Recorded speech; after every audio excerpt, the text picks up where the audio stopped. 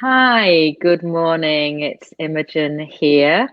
I'm back with my guest, Shay Seaborne, to continue our discussions about stress and trauma and how the Alexander Technique can help people suffering from those things.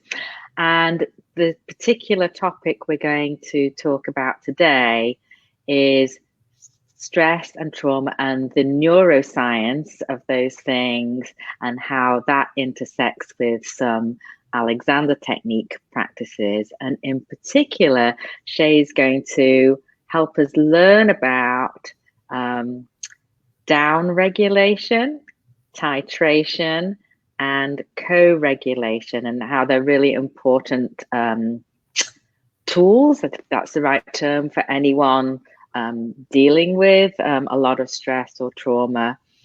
So Shay is, I guess, a trauma survivor, but is a trauma awareness activist. She's been my client for 2 or 3 years.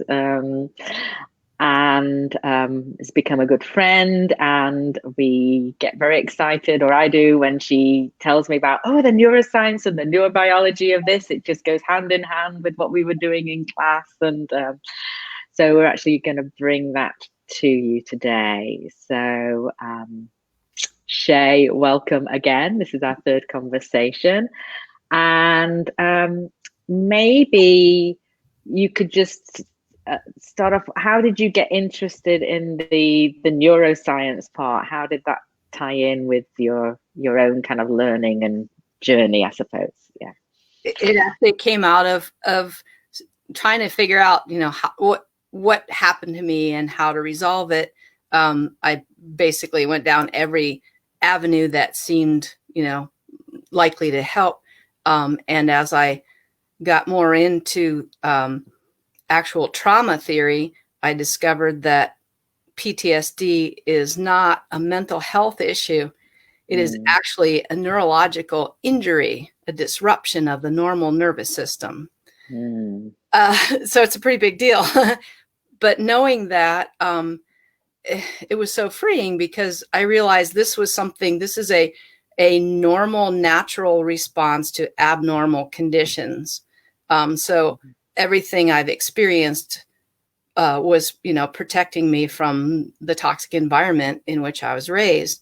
And that helped me understand it's not a lack of willpower, saying the right words at the right church at the right time, or refusing to let it go, or just not being strong enough to pull myself up by my bootstraps.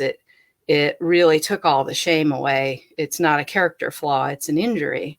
So as I went down the neurobiology rabbit hole, I ran into Dr. Dan Siegel, who talks about interpersonal neurobiology. And that really hooked me in, because I see a lot of that. I see Alexander as involved in that. And I know we haven't really talked about that particular thing, but I'll probably talk about that more when we get to co-regulation. Okay. Yes. So you've identified 3 particular concepts, but they're also, I guess, interventions that you can use for yourself, for anyone. Is that the right word? Coping tools. Coping tool. Good. That's great. No blowback coping tools. Those are the best kind, the kind that don't leave you hungover or addicted or whatever. Okay. Yeah.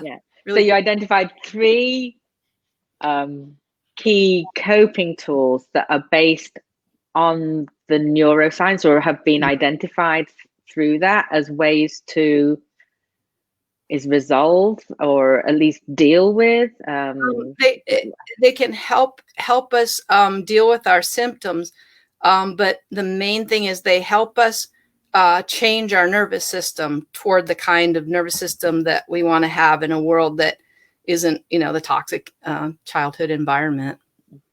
So maybe resolve is on the right track, but we mustn't think you do this once and it's resolved. It's on the path to resolution, hopefully, and will certainly help you along the way. Yeah. Okay. So the first one that you wanted to talk about is downregulation. So you want to just tell us what that is, and then maybe we'll tie in what you've learned in Alexander that has helped you do this. Yeah. Downregulation. I always say, if I could teach one skill to everybody in the whole world, it would be downregulation. Especially right now, we all really need to know how to calm ourselves down, and that's what it is. It's just learning, practicing a skill or a set of skills that can help you bring your internal state to the calm, safe, clear thinking, pro-social state that is our normal activation level. When we get too far outside of that for too long, that's trauma. Well, I think, Alexander, that's basically one thing that the whole thing is about, however it's taught, and there are many different ways that different teachers teach, and a really traditional way, which is not available to the vast majority of teachers right now, is in-person lessons, which include a very gentle touch, which I do think helps people down-regulate. But maybe there's also, if they're in a place that they can accept the touch. Yes. However, that's not really available to anyone right now. Yeah, fortunately, we have other ways we can co-regulate. We certainly do. And so tell me what you found particularly helpful about to help you down-regulate through what you've been learning, I guess, with me. Well, my first down-regulation skills were the most common ones that you can, Google to find, mindful breath, longer exhale, and, crossing the arms, holding the self, doing, soothing motions. And all that's really great. And it's very easy to learn. And it works immediately. But it's not something you want to go around doing in front of other people all the time. In the boardroom or in front of in the conference when you're talking and you start to feel like going like okay. Yeah, it's like announcing, I'm really anxious. Isn't, it's not necessarily a bad thing to do that, but our culture is not supportive of that. Sure. So, and a lot of people just don't want to call that kind of attention to themselves. Yeah. So I find that the cycle is really very good for down regulating, and it's just so non-coercive and gentle and effective, and it's silent and it's quick, and you can do it anywhere. Yeah. You don't even have to have a pocket to put it in. Exactly. So Shay is referring to practice, exercise, if you like, called the cycle, which I teach as a foundational practice to all my students. And this comes from, for anyone interested, directly from the work of an Alexander teacher called Mio Morales and his primal Alexander work, which is kind of getting back to what Alexander, the founder of the Alexander Technique, did himself. He didn't have hands-on to help him improve the use of his body and release tension. He had to use his own thinking. So he's kind of gone back to some of that and also created his own ways of doing that. And I've really love it and have run with it, and I've found it super helpful for me to calm my nervous system, and I teach it to all my clients now. And as Shay says, it's a really simple concept, but it takes time to and practice to get the most out of it, get the down regulation. I usually talk about calming your own nervous system, which I think is the same thing. But yeah, it's involving your thinking, and it's a way of practicing thinking about being more at ease in yourself, and actually not being at ease, noticing ease, and you don't even have to do that. Because you're I'm gonna, free. yeah, and I'll mention it again at the end, but for our next video, we thought we'd take a little break from a conversation, and I will teach this practice the way I do it, and that'll be next week. Anything else you want to say about that down regulation before we move on to the next? Just that the wording of that we use with the cycle, it's noticing and free. So there's no bind in that. And as a person who was, subjected to authoritarian rule for so much of my life, down to minutia, it's really important to have that sense of agency. And I think, that goes for anybody. It makes it easier if, somebody's not shoving it in your face, even yourself. If you're just free to notice something, there's no obligation. Yeah. And so this is the, go ahead. Yeah, the phrase that we'll be using, and I'll talk more about next time, is I am free to notice ease. But yes, from an Alexander point of view, we want to use words that don't create more tension. And when we are free and we're not being coercive and we're just allowing and we have permission and we don't have to, it seems to help with releasing tension. So, figure, right? Yeah. Okay, so let's move on to titration. Okay. What is titration? You may have encountered it as a chemistry term. If you ever played with baking soda and vinegar, when I was a little kid, we had a pill bottle with a plastic cork, and we would put vinegar in it. Put the baking soda in and take it outside, and then dump the vinegar in, put the cork on, shake it up, and it would shoot the cork across the yard. Lots of cheap fun. But that's not what we want inside of us. That's not how we want to deal with difficult emotions or memories. So titration would be like having that jar with the vinegar in it, and instead of with the baking soda, and instead of dumping the vinegar in, you just put a dropper full in. So it's going to bubble up a little bit, but it's going to stay contained in the jar. And after a minute or two, it'll go back down. And then when you feel like it's time, you can add another drop. And that way you can control that chemical reaction and release the charge that's between those two things without having an explosion. And this is a much better way to deal with your nervous system. Mm-hmm. It's not here for entertainment. So would the analogy be that is to do with some event or idea or person or situation that is stressful or traumatic to mm-hmm. you, but it allows you to dip into it in a very minute and way that you can also come out of. So you don't have to dip in, then you're suddenly immersed in it and you can't. Yes, it's a way of avoiding, being overwhelmed by it, especially mm-hmm. if you have traumatic memories. They can be completely overwhelming and incapacitating. I've had some flashbacks that, took days or weeks to recover from, and it's not a very good life. So I'm learning to titrate it through my somatic experiencing and also through one of the Alexander practices. And so what it does is it allows us to turn toward or notice the tension patterns and then reorient to safety.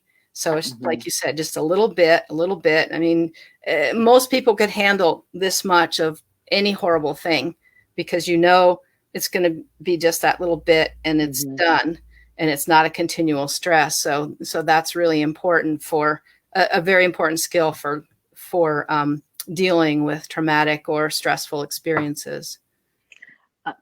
Would this apply to something that is happening right now? I'm just thinking of your experience at the dentist, or is that a different thing? Actually, the surgery was the thing that popped into my head because the what? Sorry.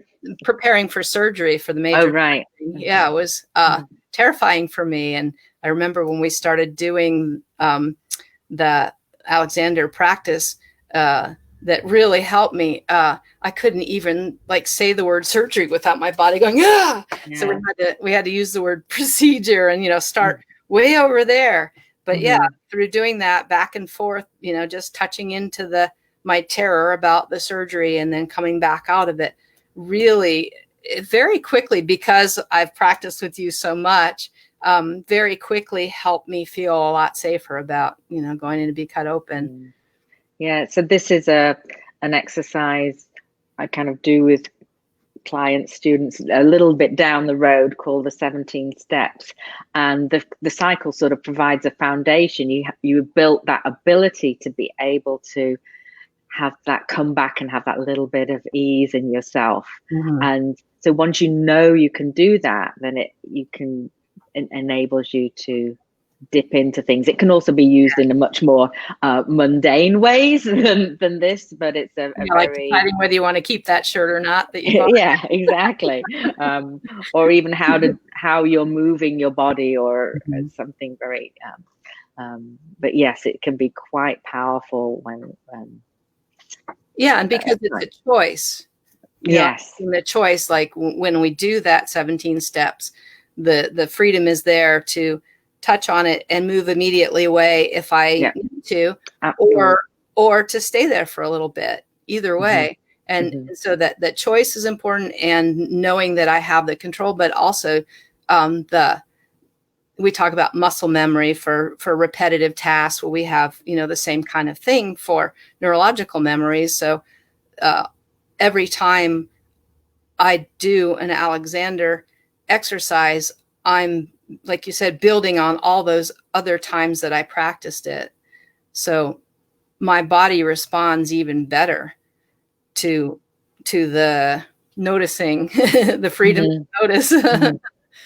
Yeah, it absolutely does. And as you said, because you're practicing interrupting the thought of something that is disturbing to you with the ease, and you kind of do this in a systematic way a few times, you start, like you say, the muscle memory around that thing maybe starts to change a little bit, to soften a little bit, so it's not quite as harsher.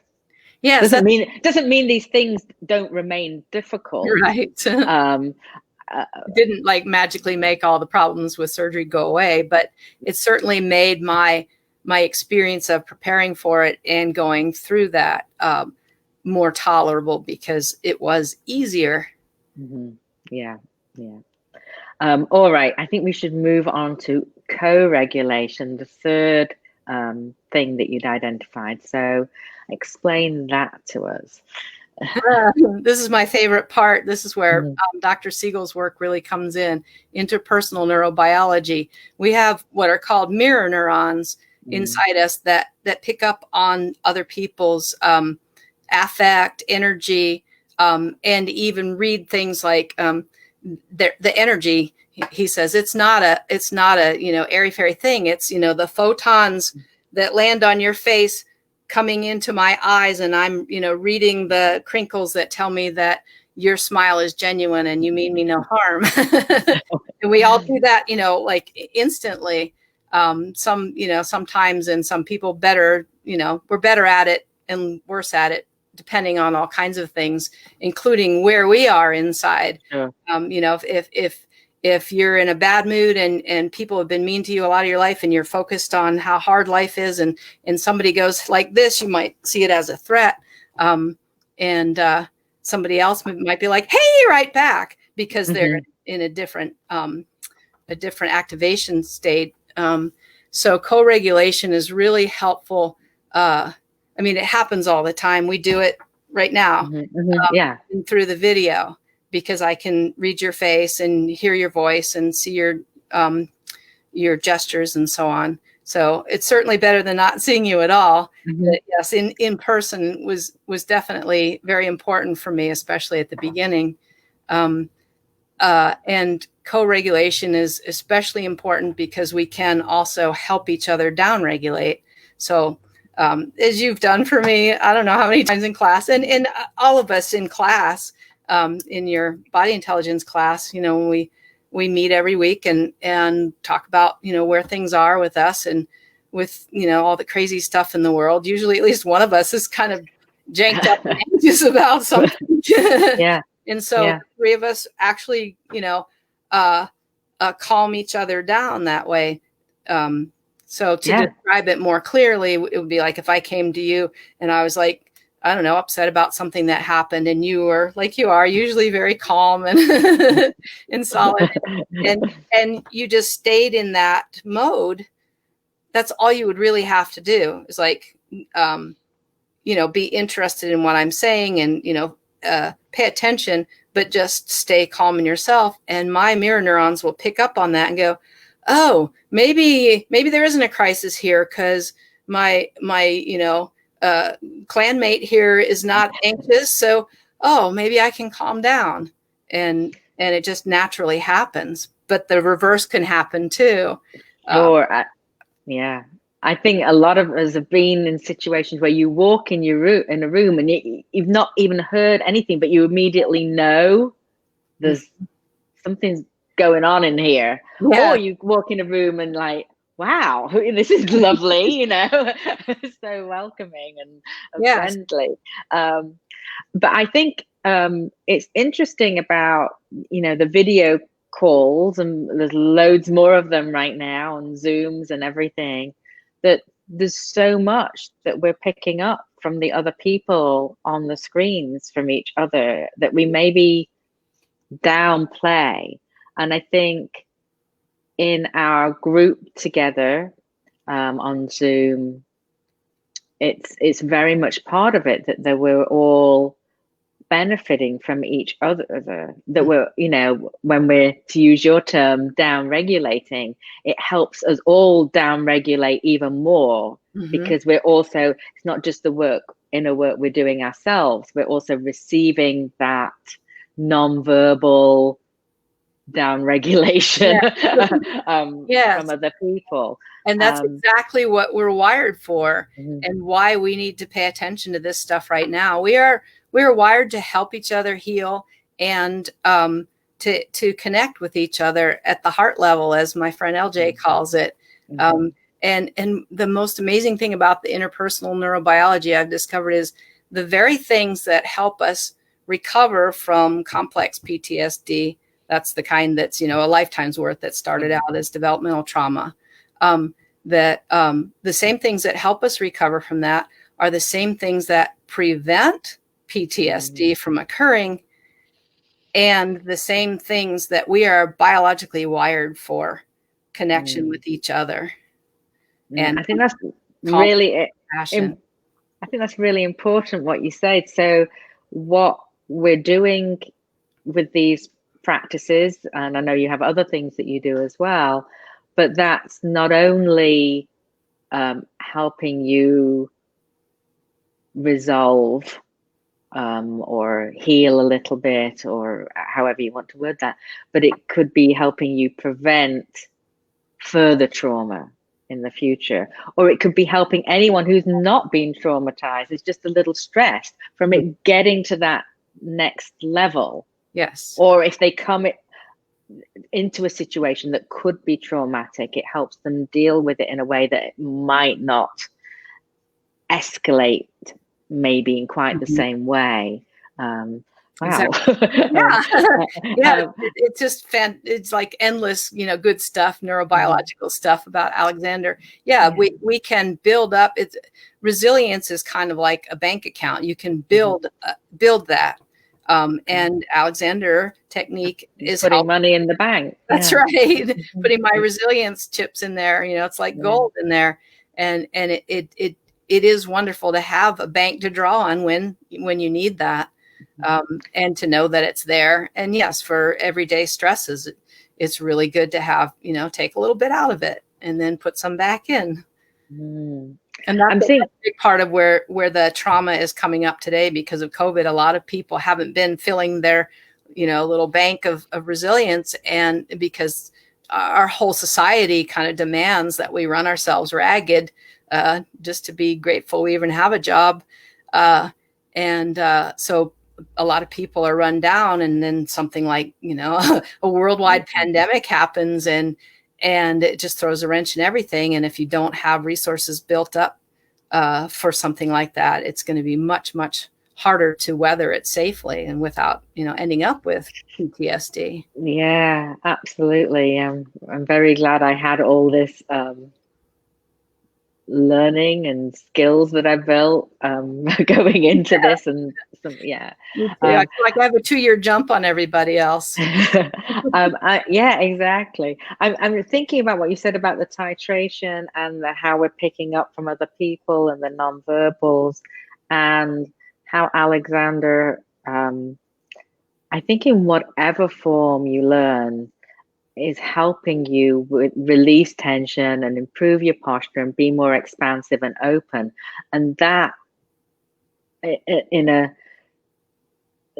from a nonverbal point of view, will be giving off very different and more helpful, more signals to the people you come in contact with.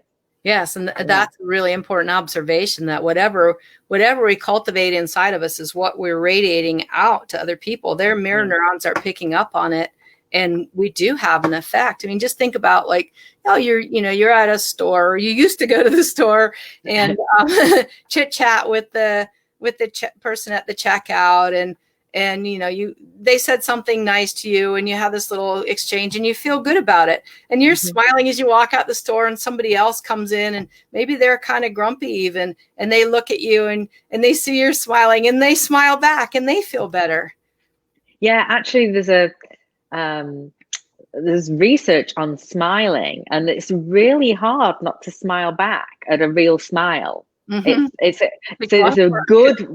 good contagious thing. It's so much helpful about smiling, but obviously not forcing it, because that's a bit different from Forcing is different, but a fake smile that's not forced, just this is a real smile, but it's making me feel like I'm smiling. The body and the brain don't know the difference between a fake smile and a real smile. I think there's research done. They just had people put which sort of puts the mouth in the smile position, and the research showed that the mood was improved. I don't have the exact information, but I'm remembering that.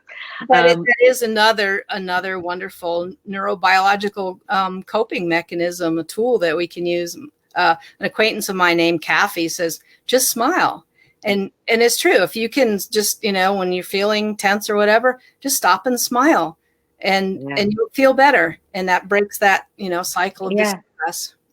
Yeah, because even if you're not feeling like it, you're giving your own body the signal that you're happy or things are okay or whatever the smile means. So it's another way of interrupting, I guess, or disrupting what could have been disturbing you.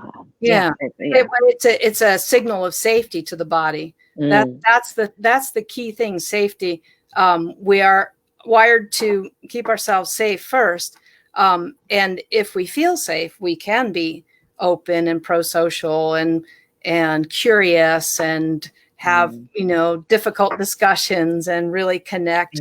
But if we are feeling angry and protective, we are closing ourselves off from other people and connection, and that, if it becomes a chronic thing, will rewire your nervous system to be angry and protected and disconnected, and that brings on the cascade of chronic disease and all kinds of awful things. It's really, really bad for us. We'd